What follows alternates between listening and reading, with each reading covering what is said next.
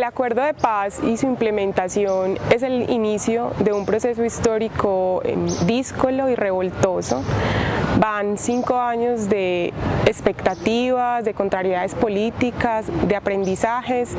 de un letargo e incluso zancadillas para su implementación y de la activación de diferentes escenarios de violencia en muchos de los territorios del país. Pero durante esos 5 años podemos decir que hay algunas transformaciones concretas. Unas pueden ser las institucionales y normativas que se convierten en marcos de actuación formal, por ejemplo los mecanismos transicionales que han propuesto nuevas formas de relacionarse con el Estado y que tienen algunos avances. Uno de estos podría, que no es cuantificable, podría ser que se empieza a comprender que las guerras negociadas se terminan cuando hay concesiones ventajosas para los negociadores, y esto en Colombia se evidencia en el hecho de que durante estos 5 años se ha querido narrar la guerra en estos espacios, que la justicia transicional ha permitido contar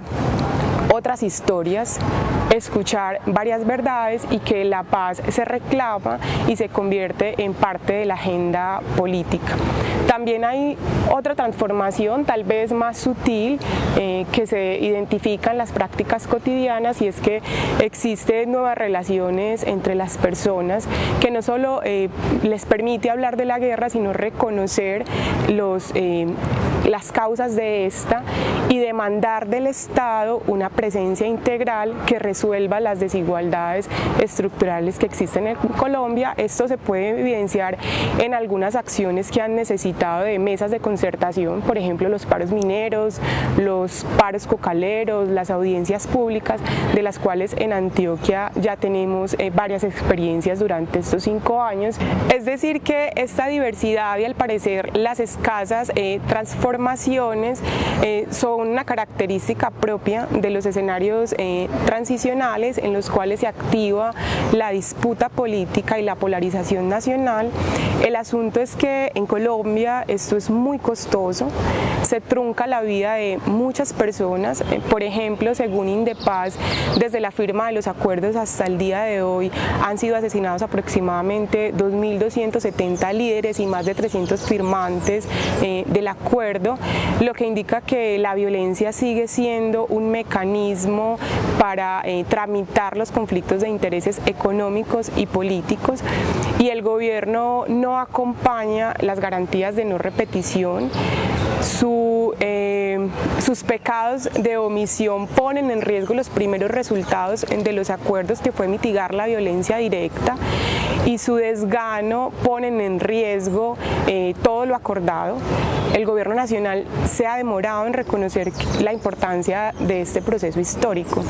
Sin embargo, podremos decir que en los lugares y en los espacios donde se materializan los acuerdos, específicamente en cada uno de los territorios nacionales, las personas reactivaron procesos de participación y se comprometieron con el ánimo de pensar y planear estrategias para la reconfiguración de sus territorios. Podemos decir que un logro de los acuerdos es que el acuerdo se ha mantenido vivo gracias a estas personas, a líderes, víctimas, campesinos y excombatientes, y que estos últimos han tenido un esfuerzo y se han comprometido con el proceso de reincorporación política y comunitaria, y esto debe reconocerse como uno de los principales logros de estos 5 años, porque han resistido a las provocaciones del gobierno nacional, a las necesidades materiales, pero también han establecido vínculos con las comunidades en cada uno de sus territorios, con los gobiernos locales e incluso con los opositores. Podemos decir también que la relación con las víctimas en estos 5 años ha sido muy importante, porque han enseñado a partir de sus historias, desde la capacidad que han tenido para recordar y para contar que se pueden generar nuevos procesos de transformación y movimientos societales donde se pueda desnaturalizar la guerra. Y también podemos decir que el aporte de los organismos internacionales y de las universidades es muy importante durante estos 5 años porque ha sido permanente, han estado en cada uno de esos lugares del territorio nacional, se meten hasta cada una de las veredas, pero aún nos importa mucho y nos preocupamos más por los resultados, porque somos más inmediatistas por nuestros propios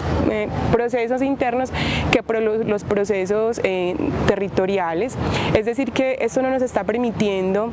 identificar las capacidades que se están generando en los territorios y la posibilidad que tienen excombatientes, víctimas y especialmente comunidades rurales de hacerse suyo este proceso, de activar el rol que les corresponde en el proceso de implementación y de generar procesos de veeduría y de regulación al proceso de implementación. Podemos decir que hay una deuda muy grande que tiene que ver con, y que es el desenlace de este proceso histórico, que tiene que ver con la implementación de la reforma rural integral, y esto se relaciona directamente con la activación de los conflictos asociados a las economías ilícitas como la producción de coca y la producción y la activación de la minería en muchos territorios del país. Pero pues para terminar, yo creo que sí podríamos plantear que el acuerdo tiene algunos elementos positivos que sí han estado en manos de campesinos, excombatientes, líderes y comunidades rurales, y algunos elementos que lo ponen en riesgo y que dependen del gobierno nacional, de la forma como se regulen los intereses económicos y de la capacidad que tengamos los ciudadanos para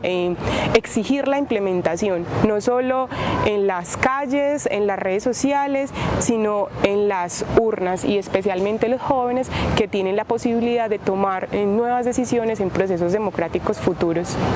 Basta.